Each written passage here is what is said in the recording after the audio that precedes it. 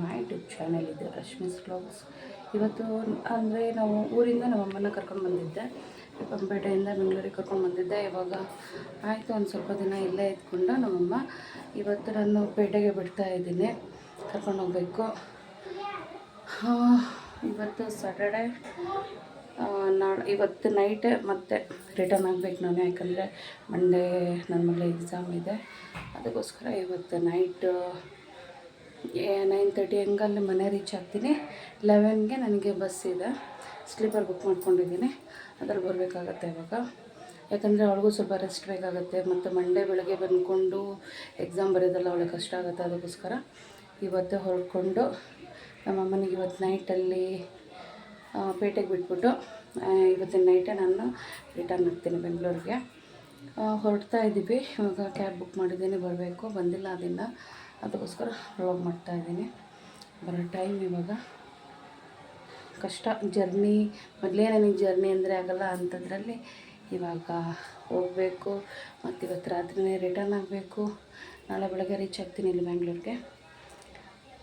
Okay friends, ಕ್ಯಾಬಲ್ಲಿ ಮತ್ತೆ ನಾನು ಸಿಗ್ತೀನಿ. ಸದ್ಯಕ್ಕೆ ಬಾಯ್.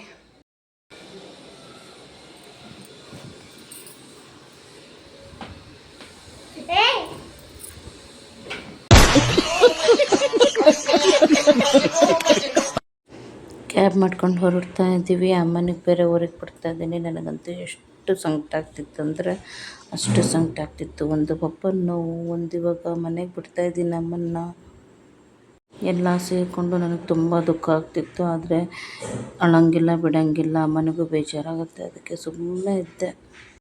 ಈ ಚಿಕ್ಕ ಗಾಡಿ ಮಾಡಿಕೊಂಡು ಮತ್ತೆ ರೈಲ್ವೆ ಸ್ಟೇಷನಿಗೆ ಹೊರಟ್ವಿ. ಯಾಕಂದರೆ ಪ್ಲಾಟ್ಫಾರ್ಮ್ ನಂಬರ್ 9ಕ್ಕೆ ಇವಾಗ ಈ ಸಣ್ಣ ಗಾಡೀಲಿ ಹೋಗ್ತಾಯಿದ್ವಿ, ಲಗೇಜ್ ಇತ್ತಲ್ಲ ಅಂತ ಹೇಳ್ಬಿಟ್ಟು. ಜಸ್ಟ್ ಮಿಸ್, ನನಗೆ 3 ಗಂಟೆ ನಾವು ರೀಚ್ ಆಗಿದ್ದೀವಿ. 3 ಗಂಟೆಗೆ ಟ್ರೈನ್ ಹೊರಟಿದೆ.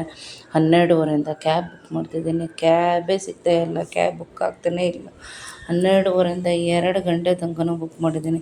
ಕರೆಕ್ಟ್ 2 ಗಂಟೆ ಕ್ಯಾಬ್ ಸಿಕ್ಕಿದೆ. ಈ ಡೀಸೆಲ್ ರೇಟ್ ಜಾಸ್ತಿ ಆಗಿಬಿಟ್ಟು ಯಾವ ಕ್ಯಾಬ್ ಇಲ್ಲ, ಏನಿಲ್ಲ. ನಮ್ಗೆ ಎಷ್ಟು ತ್ರಾಸ ಆಯ್ತು ಅಂದರೆ ಅಷ್ಟು ತ್ರಾಸ ಆಯ್ತು. ಎಲ್ಲಿ ಟ್ರೈನ್ ಮಿಸ್ ಆಗುತ್ತೆ ಅಂತೇಳ್ಬಿಟ್ಟು ನಾನು ಅಂದ್ಕೊಂಡು ಬಂದೆ. ಪುಣ್ಯ ನಾವು 3 ಗಂಟೆ ಕರೆಕ್ಟಾಗಿ ಬಂದಿದ್ದೀವಿ. ಅದೇ ಟೈಮಿಗೆ ನಾವು ಹತ್ತದ ಕೂಡಲೇ ಟ್ರೈನ್ ಸ್ಟಾರ್ಟ್ ಆಗಿದೆ. ಅಯ್ಯೋ ತಲೆ ಎಲ್ಲ ಕೆಟ್ಟೋಗಿತ್ತು ನನಗಂತೂ.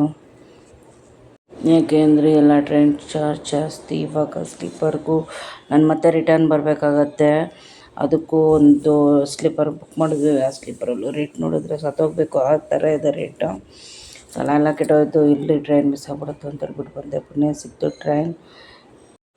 ಪಪ್ಪ ನಿಮ್ಮ ನೆನಪು ತುಂಬ ಆಗುತ್ತೆ ಪಪ್ಪ, ಲವ್ ಯು ಪಪ್ಪ. ನಾನು ನೀವಿಲ್ಲ ಅಂತೇಳ್ಬಿಟ್ಟು ನಾನು ಇವತ್ತು ಅಂದ್ಕೊಂಡಿಲ್ಲ.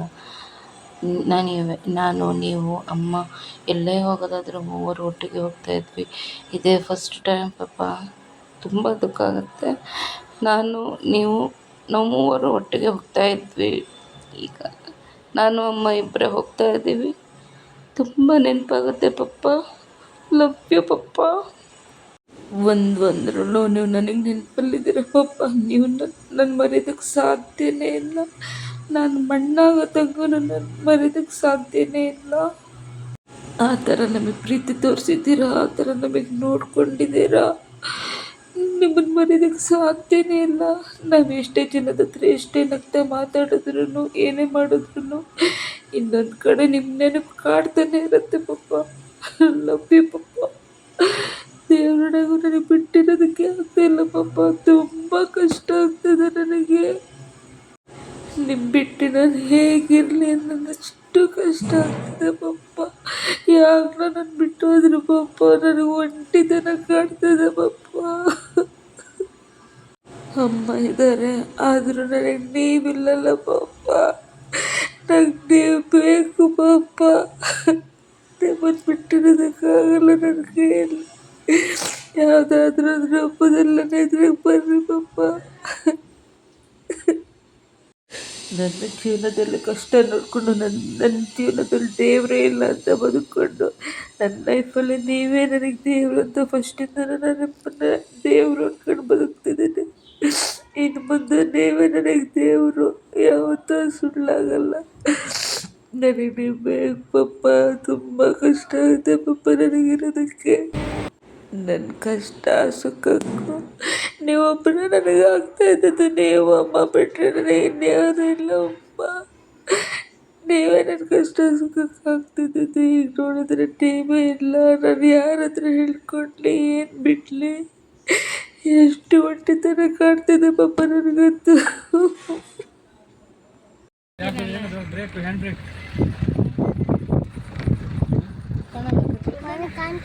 ಹೌದಲ್ಲ ಮರ ಈ ಕಡೆ ನೋಡು ಅಪ್ಪ ದೇವ್ರೆ. ಅಲ್ಲಂತೂ ಒಂದು ಆಟೋ ಅಲ್ಲ ನಮ್ಮ ರಿಪ್ಪಂಪೇಟೆ ರಶ್ಮಿ ಅಲ್ಲಾರು ಸಣ್ಣ ರೀಚ್ ಆದವಾಗ ನಮ್ಮ ಅಣ್ಣ ಕರ್ಕೊಂಡು ಹೋಗ್ಕಂತ ಬಂದ. ಯಾಕಂದರೆ ನಾನು ಸ್ವಲ್ಪ ಬೇಗ ಹೊರಡಬೇಕಾಗಿತ್ತು. ನನ್ನ ಮತ್ತೆ ಬಸ್ ಅಂತ ಹೇಳಿದ್ರೆ ರಿಟರ್ನ್ ಬೇರೆ ನಾನು ಬರಬೇಕಿತ್ತು ಬೆಂಗಳೂರಿಗೆ, ಅದಕ್ಕೆ ಲೇಟ್ ಆಗುತ್ತಲ್ಲ ಅಂತ ಹೇಳ್ಬಿಟ್ಟು ಅಣ್ಣ ಕಾರ್ ತೊಗೊಂಡು ಬಾ ಅಂತ ಹೇಳಿದ್ಕೆ ಸ್ವಲ್ಪ ಕಾರ್ ತೊಗೊಂಡು ಬಂದ. ಕಾರ್ ತೊಗೊಂಡು ಬಂದುಬಿಟ್ಟು ಕರ್ಕೊಂಡು ಹೋಗ್ತಾ ಇದ್ದಾನೆ. ಮನೆಗೆ ಹೋಗ್ತಾ ಇದ್ದೀವಿ. ನಾವು ಮನೆಗೆ ಹೋಗ್ತಿದ್ದಂಗೆ ಯಾವಾಗಲೂ ನಮ್ಮ ಪಪ್ಪ ಮುಂದ್ಗಡೆ ನಿಂತ್ಕೊಂಡೆ ಕಾಯ್ತಾ ಇರೋದು. ಅಲ್ಲಿ ಕಾಯ್ತಾ ಇರೋದಕ್ಕೆ ಯಾರೂ ಇಲ್ಲ ಇವಾಗ. ಅಷ್ಟೇ.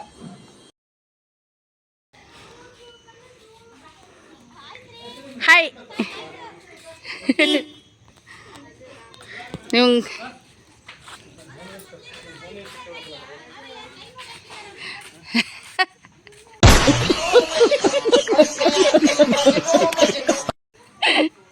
ಮಗಳೇನು ಮಾಡ್ತಿದ್ದಾಳೆ? ಮಗಳು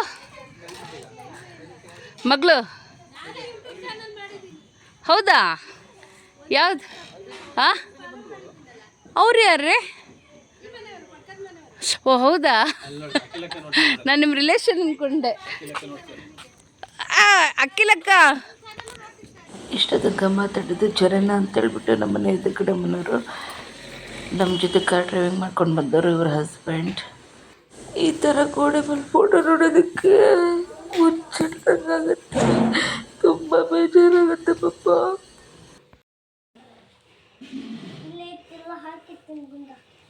ಏನು ಮಾಡ್ತಿದ್ದೆ? ಬಟ್ಟೆ ತೆಗಿತಿದ್ದೆ? ಬೇಡ ಬಂಗಾರ ಬಿಡು, ಪರವಾಗಿಲ್ಲ.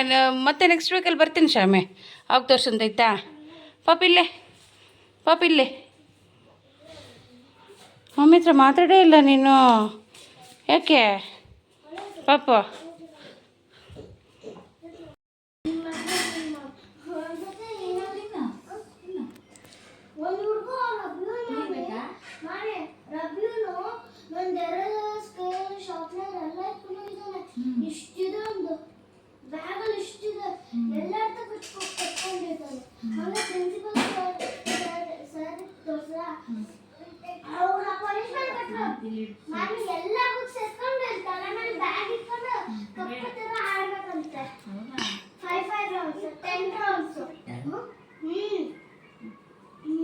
ಮನೆಗೆ ಬಂದು ರೀಚ್ ಆಗಿದ್ದೀವಿ. ಇವಾಗ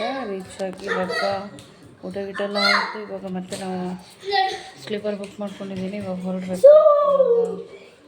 10:30 ಆಯಿತು, 11ಗೆ ಬಸ್ ಇದೆ. ಬಸ್ಸಿಗೆ ಹೊರಡಬೇಕು. ಇನ್ನೂ ಫ್ರೆಶ್ ಅಪ್ ಆಗಿಲ್ಲ, ಏನಿಲ್ಲ, ಹಾಗೆ ಹೋಗ್ತಾ ಇದ್ದೀನಿ. ಯಾಕಂದರೆ ಟೈಮ್ ಆಗುತ್ತೆ, ಅದಕ್ಕೋಸ್ಕರ ಹೋಗ್ತಾ ಇದ್ದೀನಿ. ನಾನು ಬೆಳಗ್ಗೆ ರೀಚ್ ಆಗೋದು. ಹೆವಿ ಜರ್ನಿ ಆಯಿತು ಇವತ್ತು. ಅಂದರೆ ನಮಗೆ ಜರ್ನಿ ಆಗಲ್ಲ, ಏನು ಮಾಡೋಕ್ಕಾಗಲ್ಲ. ಅಮ್ಮನಿಗೆ ಬಿಡೋಕ್ಕಂತ ಬಂದೆ. ಅಮ್ಮನಿಗೆ ಒಬ್ಬರೇ ಹೊರಟಿಲ್ಲ, ಅಭ್ಯಾಸ ಇಲ್ಲ. ಪಪ್ಪನ ಜೊತೆ ಯಾವಾಗಲೂ ಹೊರಡೋರು.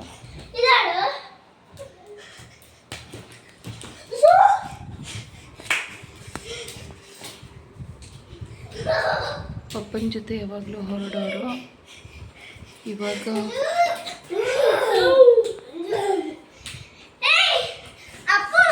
ನಾನು ಬಿಡೋಕ್ಕಂತ ಬಂದಿದ್ದೀನಿ. ಇವಾಗ ಬಿಟ್ಟು ಬೆಂಗಳೂರಿಗೆ ರಿಟರ್ನ್ ಆಗಬೇಕು. ಹೊರಡ್ತಾ ಇದ್ದೀವಿ. ಇವಾಗ ಹೊರಡೋದಕ್ಕೆ ನಾನು ಹಾಫ್ ಆನ್ ಅವರ್ ಟೈಮ್ ಇದೆ, ಹೊರಡಬೇಕು. ಪಪ್ಪನ ಮನೆಯಲ್ಲಿ ಒಂದು ಕಡೆನೂ ಪಪ್ಪನ ನೆನಪು ತುಂಬ ಕಾಣುತ್ತೆ. ನಾನು ಪಪ್ಪ ಅಮ್ಮ ಒಂದು ಕಡೆ ಕುತ್ಕೊಂಡು ಯಾವಾಗ ಮಾತಾಡ್ತಾ ಇರ್ತೀನಿ, ನಿದ್ದೆ ಮಾಡ್ಕೊಂಡ್ಮೇಲೆ ಕುತ್ಕೊಂಡು. ನಾವು ಯಾವಾಗಲೂ ಮೂವರು ತುಂಬ ಬೇಜಾರಾಗುತ್ತೆ ನೆನೆಸ್ಕೊಂಡ್ರೆ. ಪಪ್ಪನ ನೆನಪು ನಾನು ಸತ್ತೋಗಷ್ಟು ಕಾಣುತ್ತೆ. ನನಗೆ ಬೇರೆ ನನ್ನ ಮಗಳಿದ್ದಾಳೆ, ಅವಳ ಜೀವನ ನೆನೆಸ್ಕೊಂಡ್ರು ಹೆದರಿಕೆ ಆಗುತ್ತೆ. ಯಾಕೆ ದೇವ್ರು ನನಗೆ ಈ ಥರ ಕಷ್ಟ ಕೊಟ್ಬಿಟ್ಟು ಅಪ್ಪ ದೇವ್ರೆ. ಮನವಾಗುತ್ತಪ್ಪ. ಅದಕ್ಕೆ ನನ್ನ ದೇವರೇ ಇಲ್ಲ ಅಂತ ಹೇಳ್ಬಿಟ್ಟು ನಾನು ಬದುಕ್ತಾ ಇರೋದು. ನೀವಿಲ್ಲ ಅಂತ ಹೇಳ್ಬಿಟ್ಟು ನಾನು ಬದುಕ್ತಾನೆ ಇಲ್ಲ ಪಪ್ಪ. ನನ್ನ ಜೊತೆ ಕೂತಿರ್ತಾರೆ, ನನ್ನ ಜೊತೆ ಮಾತಾಡ್ತಿರ್ತೀರ ಅಂತಾನೆ ನಾನು ಬದುಕ್ತಾ ಇದ್ದೀನಿ ಪಪ್ಪ. ನಾನು ವಾ ಅಣ್ಣ ಬೇಡ ಬೀಳ್ತು ಪಪ್ಪ. ಅಪ್ಪ ಬೇಡ, ಮೆಲ್ಲ ಮೆಲ್ಲ. ಹಾಂ, ತಿರ್ಗಲ ಬೆಳಕ್ಕೆ ಹೋಗ್ಬಾರ್ದು. ಒಬ್ಬೊಬ್ರೆ ಆಯ್ತಾಯ್ತು, ನೀವು ಸುಮ್ಮನೆ ಹಂಗೆ ಬೇಡ ಪಾಪ, ಬೀಳ್ತೆ ಬಂಗಾರ. ಹಿಂಗೆ ಮಾಡ್ಲಾ ಹಂಗೆ ಮಾಡ್ಲಾ.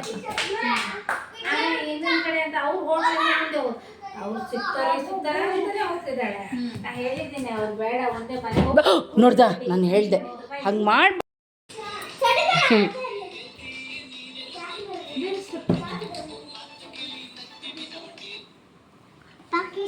ಪಾಕಿಸ್ತಾನ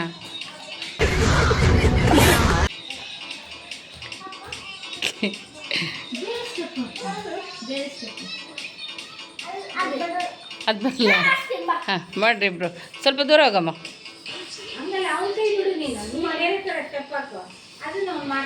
ಅಯ್ಯೋ ಅಲ್ಲ, ಟೈಮ್ ಆಯಿತು ಪಾಪ. 1 ನಿಮಿಷ ತಡಿ ಬಂಗಾರ.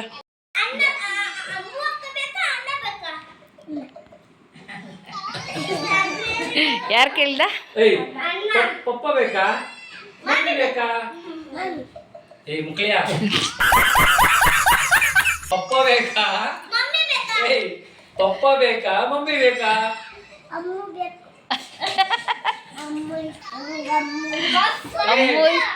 ನಿಮ್ಮ ಅವನ, ನಿಮ್ಮ ಅಪ್ಪ ಬೇಕಾ ಮಮ್ಮಿ ಬೇಕಾ? ಬಿರಿಯಾನಿ ತಿಂದಿಲ್ಲ ಹಂಗಾಗಿ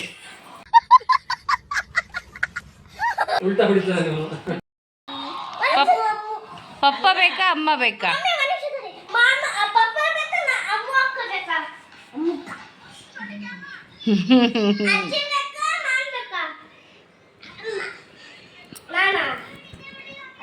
ಈಗ ಸರಿ ಹೇಳ್ಬೇಕು, ಯಾರಿಗೆ ಕೇಳ್ತಾರ ಅವ್ರ ಮಾತು ಹೇಳ್ಬೇಕಾಯ್ತಾ? ಪಪ್ಪ ಬೇಕಾ ಮಮ್ಮಿ ಬೇಕಾ ಹೇಳು. Thank you. No comments, no comments.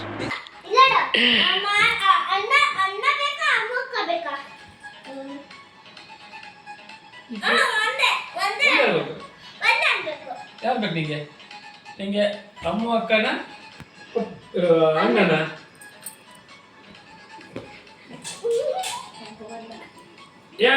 ಅಲ್ಲಲ್ಲಲ್ಲಲ್ಲ, ಹತ್ರ ಹೋಗಿ ತೋರಿಸಿದ್ ನೋಡು. ಈಗ ಈಗ ಈಗ ಈಗ ಈಗ ಮುನ್ನೆ ಇಲ್ಲೇ ಇಲ್ಲೇ ಗುಡ್ಡ. ಪಪ್ಪ ಬೇಕಾ ಅಣ್ಣ ಬೇಕಾ?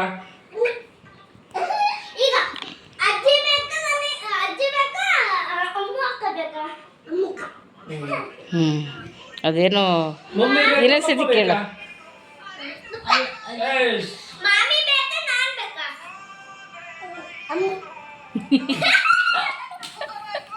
ನಾನ್ ಬೇಡ ಹಂಗಾರೆ, ನಾ ಬೇಡ ಪಾಪು. ಮಾಮಿ ಬೇಕಾ ಪಪ್ಪ ಬೇಕಾ? ಏಯ್ ಕುತ್ಕೊಳ್ಳ. ಓ ಬರೀ ಡೌಗಳು ನಿಂದ. ಇನ್ನೊಂದ್ಸತಿ ಕೇಳಿ. ಬಾಯ್ ಬಿಟ್ಟು ಹೇಳ್ಬೇಕು ಪಾಪ, ಕರೆಕ್ಟಾಗಿ ಹೇಳ. ಹಾ, ಮಾಮಿ ಬೇಕಾ ಪಪ್ಪ ಬೇಕಾ?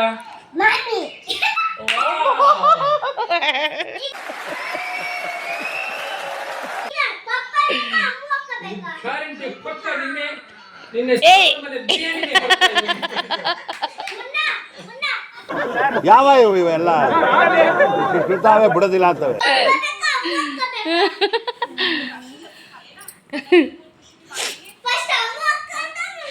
ಕೇಳ, ಇನ್ನೊಂದ್ಸತಿ ಕೇಳ.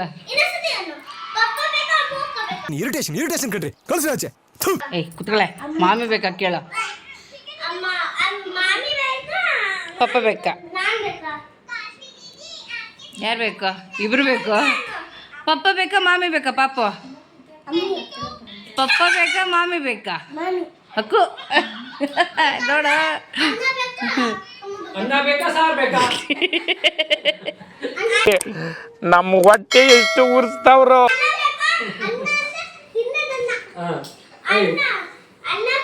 ಅನ್ನ ಬೇಕಾ ಸಾರ್ ಬೇಕಾ?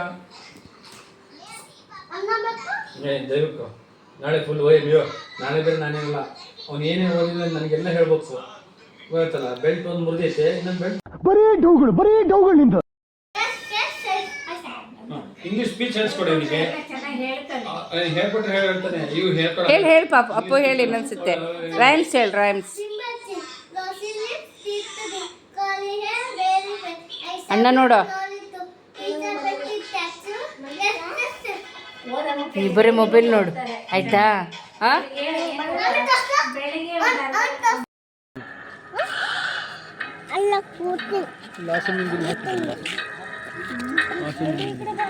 ಹಾಸಮಿಂದ ಹಾಕಿದಾರಣ.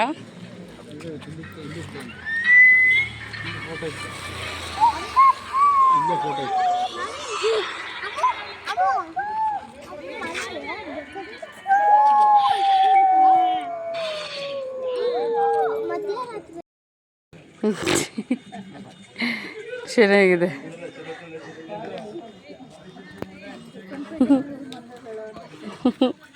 ರಿಪ್ಪನ್ಪೇಟೆ 3 ಮಂಗಗಳು.